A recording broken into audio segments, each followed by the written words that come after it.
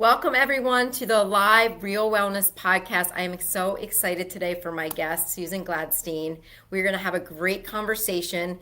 This podcast is really connecting with people who have a similar mindset as far as health and wellness, like the things we need to do as our foundations to live an optimal life, and some tools that you can incorporate into your life so that you can have the life that you desire. So I'm going to go ahead and introduce Susan.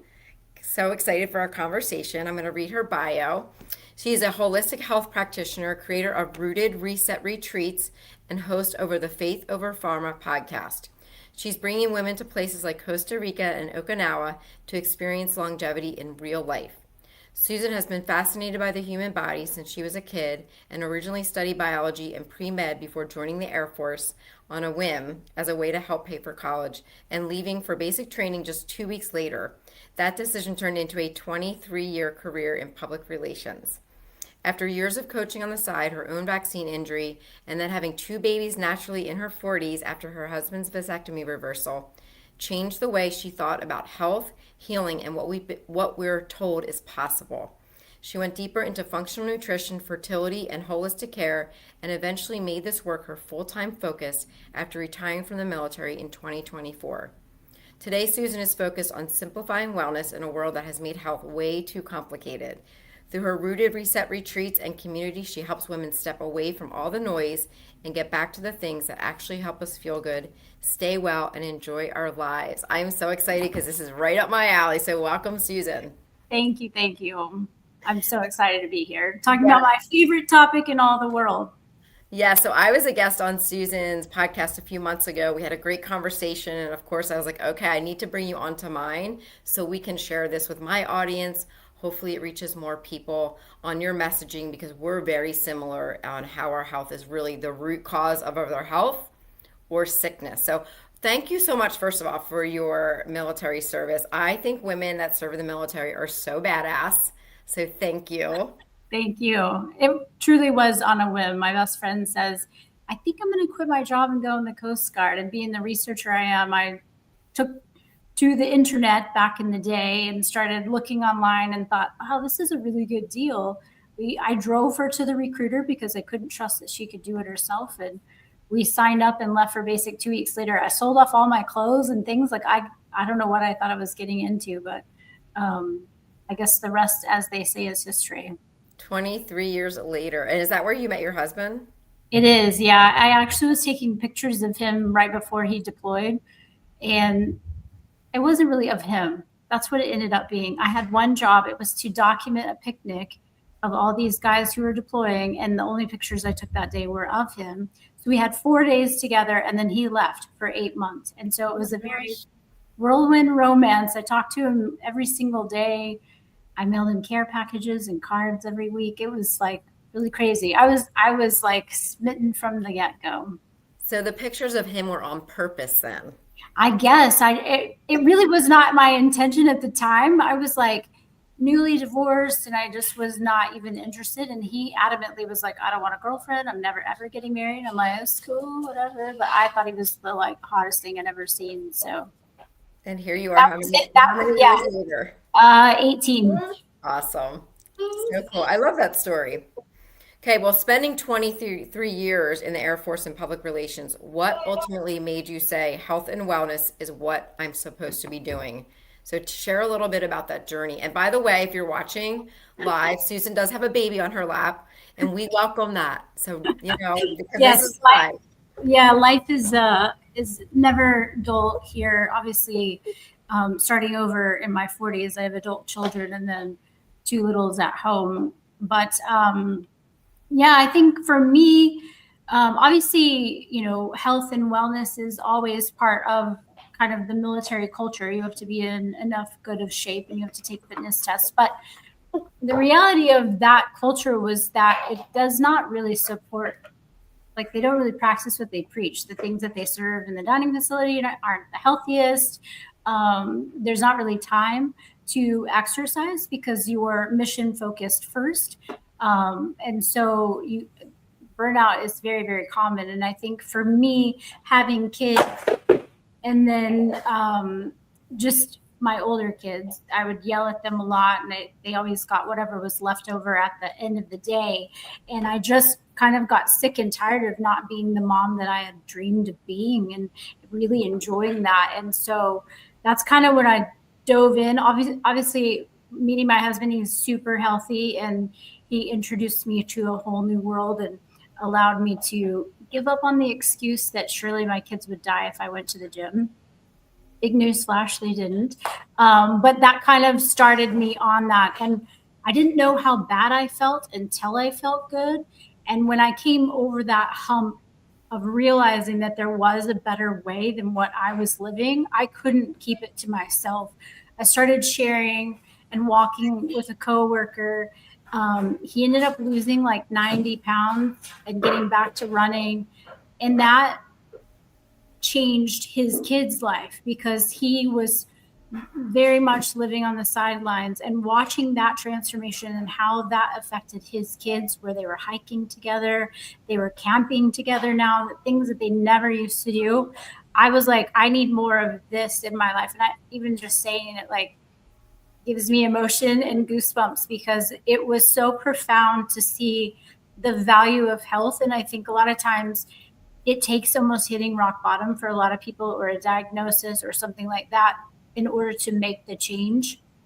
We can come up with a million and one excuses. I had them. I was a Dr. Pepper addict and ate like a toddler. Like I was not.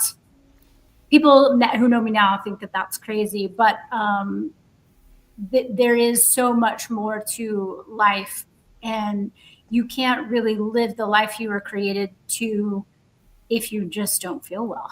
And so, yeah, that's been my mission ever, probably for the last, I would say 15 years since discovering my own health, is like, how do I help other, specifically women is kind of my passion, just moms, and having the energy to keep up with your kids and not feel weird about having your picture taken, and like really live. Because we get so focused on work and all of these outside influences, but no one can replace you as their mom.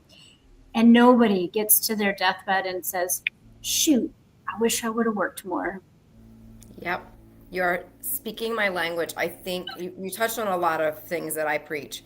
Number one is we shouldn't need permission to take care of ourselves, that we show up the best when we feel and look good.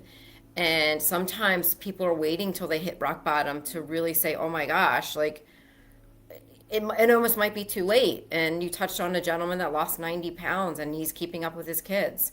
We get to create that if we choose to. And I'm lead by example. I'm running a half marathon with two of my kids in a few months. So, like, kudos to you realizing that and saying it's time for a career shift. So, what did that look like coming out of the military for you and shifting into this new role as, mom, starting over again with younger kids? And I think there's some parents on here that can relate to that. Like, they have older kids and then younger kids, and the parenting is probably different. So, maybe touch on that a little bit. Yeah, so my husband and I were married for 9 years, and I always like joke that when my older kids stopped needing me, I just decided to get more of them, which is a little bit true, because that transition where my kids, obviously we have a blended family, so we had a his and hers, and the kids were with their other parents all at the same time, and then they were all together at the same time. There's 5 of them, and I was really looking into adoption. My husband said, wouldn't it be cheaper if we had one of our own, which I didn't even know vasectomy reversal is a thing. So again, being the researcher, I took to the Google, found out it is a thing, and that there's this world-renowned guy in Tucson.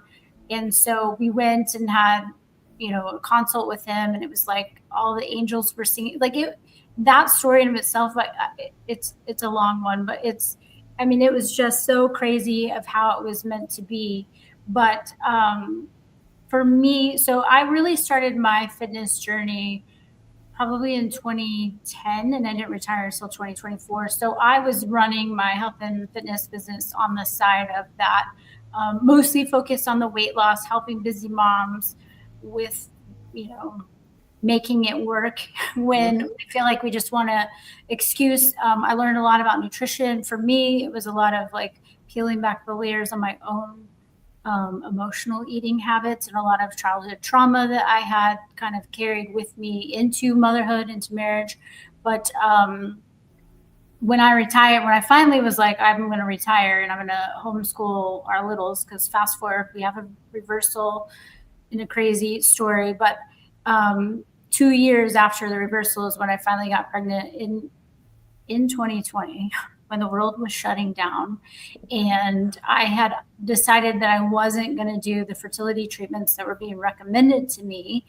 I got pregnant at 40 in March of 2020 and gave birth in December of 2020, which was like the biggest blessing during that time to be pregnant. And, the military didn't know what to do with us, so they just sent us home. So great time to rest and relax. Yes. It's not something I had ever really done. I actually started riding my bike. I bought a little beach cruiser bike, and I live in Arizona. And so springtime in Arizona is like the perfect, most wonderful time. And I couldn't remember a time where I had felt so euphoric as I did when I was a child. And it was being out in the sun. And that was really the record scratch for me, was COVID in 2020, realizing that I had been so used to working like a crazy person, go into the office under fluorescent lights, sit all day long.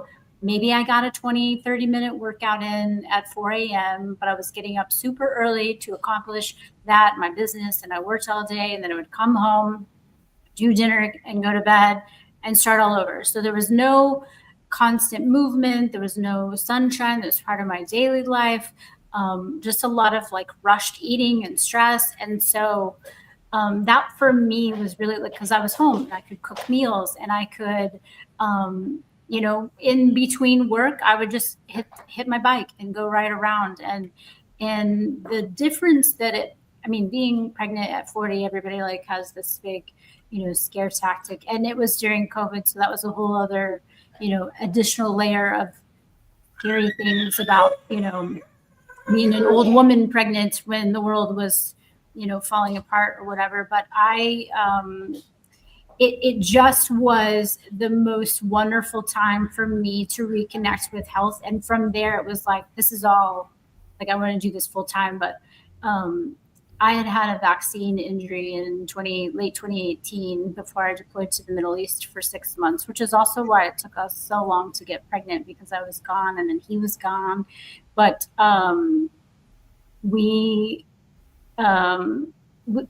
because of my vaccine injury, I had gone down this rabbit hole and all these things, and I had lost so much of my health. I couldn't even get through a warm up of a workout. And really, I was a health coach who couldn't practice what I was preaching. And I felt like my life was flashing before my eyes, really.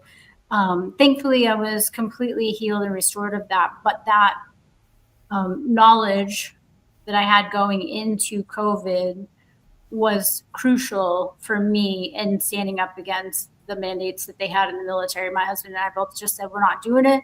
This is the hill we used to say we would die on, but it was the hill we were going to fight on. And for so many people in the military, that fear, which I respect and have so much empathy for, the people that thought they were doing the right thing at that time. But for me, none of it made sense based off of my own injury and research that I had done. But we were like, I will go dig ditches on the side of the road before I get this.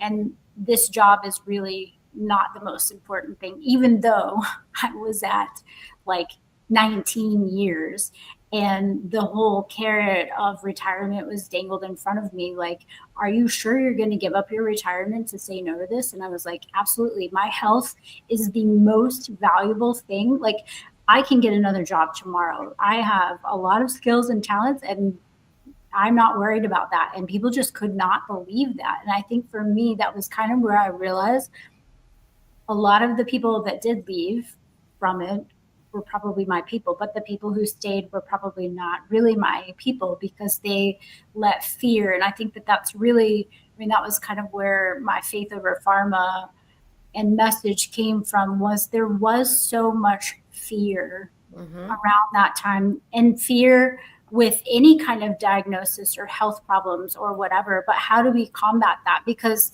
last time I checked, we all have a 100% chance of dying.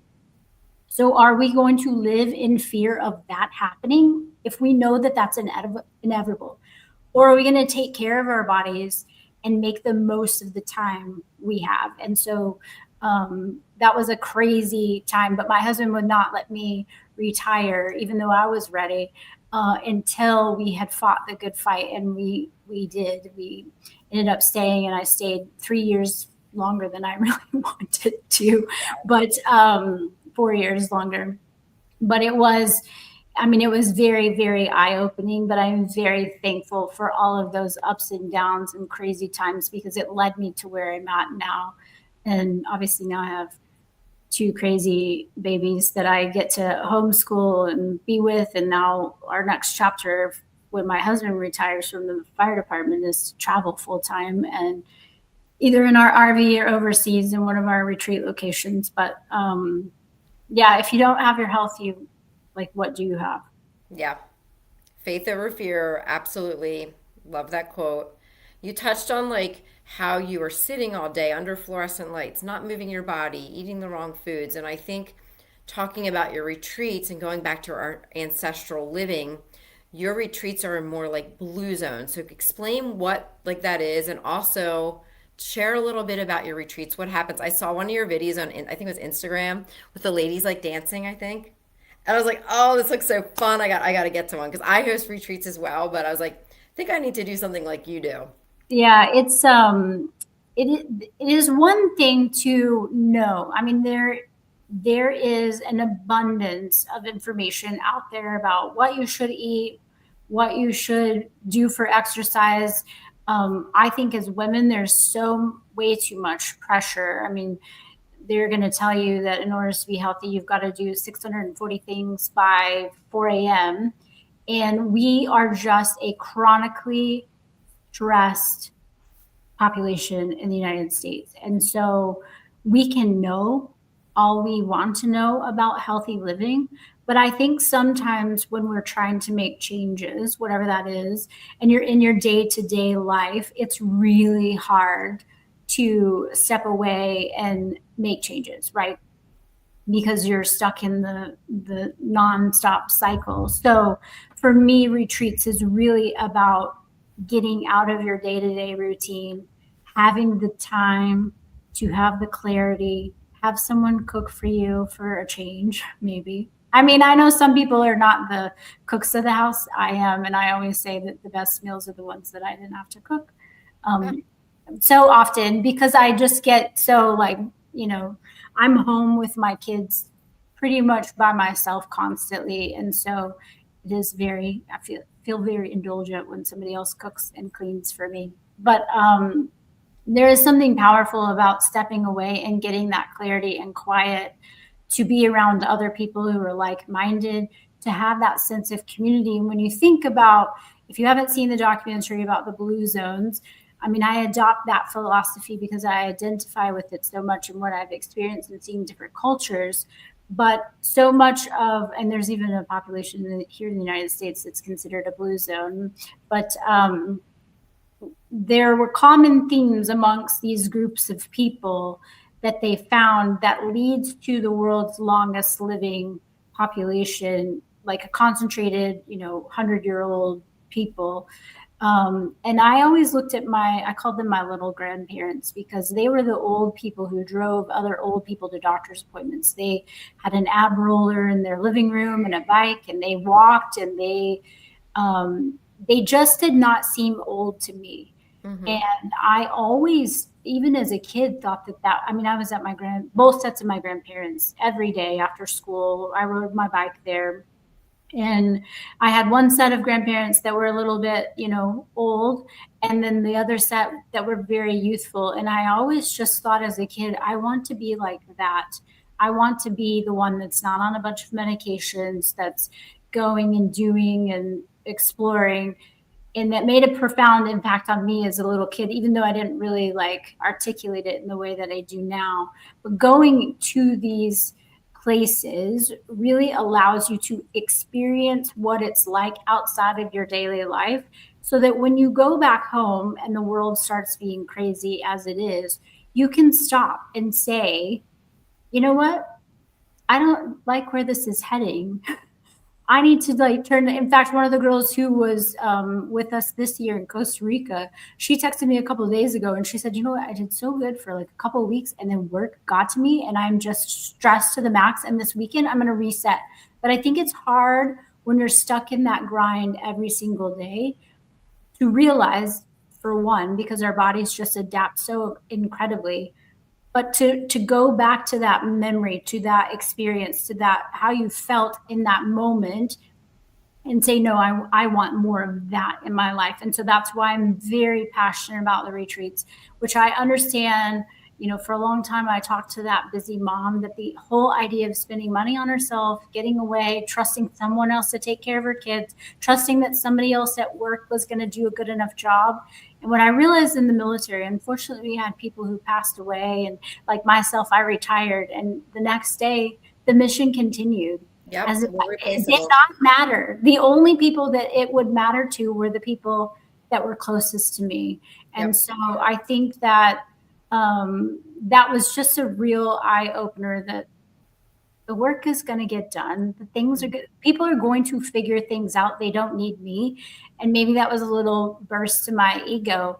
But when we get so wrapped up in things and the perfection and the striving and the busyness is a badge of honor, we, I think, need to step out of that in order to see what we're missing. Like I didn't know how bad I felt until I felt good, that sort of thing. So I'm wildly passionate about people investing the time and money to get away, to feel what it feels like, and then take those lessons that you learned from the other women who are on the retreat. I mean, yes, we love to dance. Like it's just been a common theme of the people who go there and even the people who don't. You know, there's a couple of gals who are like, I don't dance. I'm just like right here, you know. They were such good sports and they would on my birthday, in fact, they did a whole dance for me. But you know, it's all about that moving your body in a way that feels good and not this strenuous, I have to be perfect and I need, you know, 30 to 45 minutes of this intense cardio. Like it doesn't have to look that way because in reality, and you know this, that you're going to get more benefit from movement throughout the day than you Yep. would in a 20-minute workout as far as your metabolic response. And so I think for me, that was just such an eye-opening thing that I could let go of the pressure to be consistently perfect on my workouts and instead do something I enjoy doing, riding my bike, going for a walk, playing at the park, doing cartwheels with my kids, like, you know, sliding down the slide. Because, you know, if you do that as an adult by yourself, it's super weird. It's really great having littles and being able to play on the playground. The benefit of having littles, right, in our Yes, 40s is we can still be like a kid. exactly. That's my Yeah. favorite thing. Okay, I have one more question before I have you connect with our audience.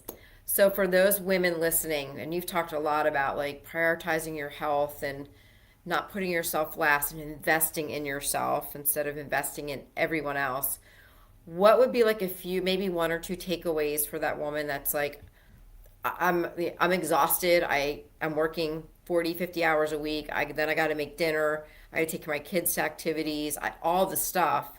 How do I carve that time in, or how do I make myself important?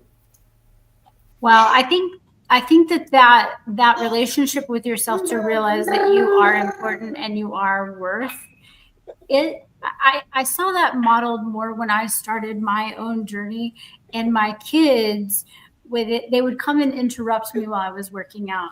And I would say, fine, because I was still angry at them. Fine, I'm just gonna stop what I'm doing. And they were like, no, no, no, no, no. You go ahead. We'll come back or whatever. And I think that they realized I was the much nicer, patient, more calm mom when I was taking care of myself, that they saw the value. And now, as adults, they will talk about how impactful that was to them.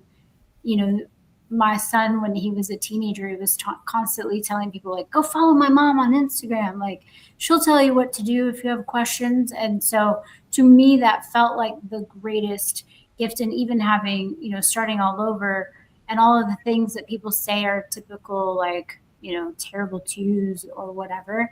my younger kids just didn't have that because they knew the value of movement and exercise and eating healthy. So they weren't bouncing off the walls when we were stuck on an airplane for 50 hours going to Australia in a freak snowstorm. Um, so it is not selfish to take care of you. In fact, you're doing everyone around you a favor because you can't be your best for the people you love most unless you do prioritize that. And I think a lot of times we can get sucked into this alternate reality thinking that, all of this other stuff that we're doing matters, but there is power in saying no.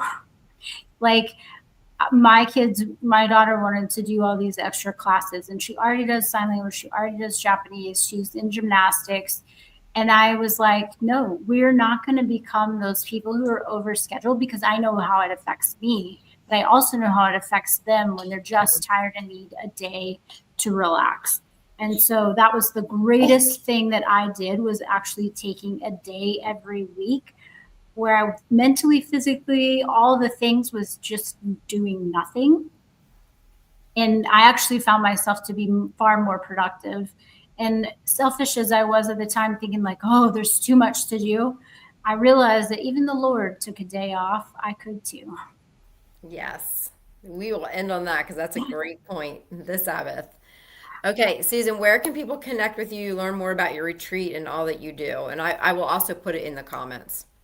Awesome. So obviously Facebook, Susan Gladstein, or Instagram, susangladstein.co. My podcast is Faith Over Pharma, and you can find that anywhere you listen to podcasts. And also my website is susangladstein.com. That's where we have the information about retreats and all the fun community activities that we have. We're learning Spanish. Everyone who's going to Costa Rica next July, we do Spanish classes and history and culture infusion with everybody who's going. So it's like you don't end up there not knowing people. So it's a truly special place to practice all of these things that we've talked about in longevity and wellness and living well, with other people who are trying to do the same thing. Yeah. Bringing a community together, learning together, doing life together. You can't beat that. So thank you so much for your time, Susan. I know you're busy. I know you got your little one on the lap. But until next time, keeping it real, make sure you take care of your health as it is the foundation of your life. Take care. Thank you.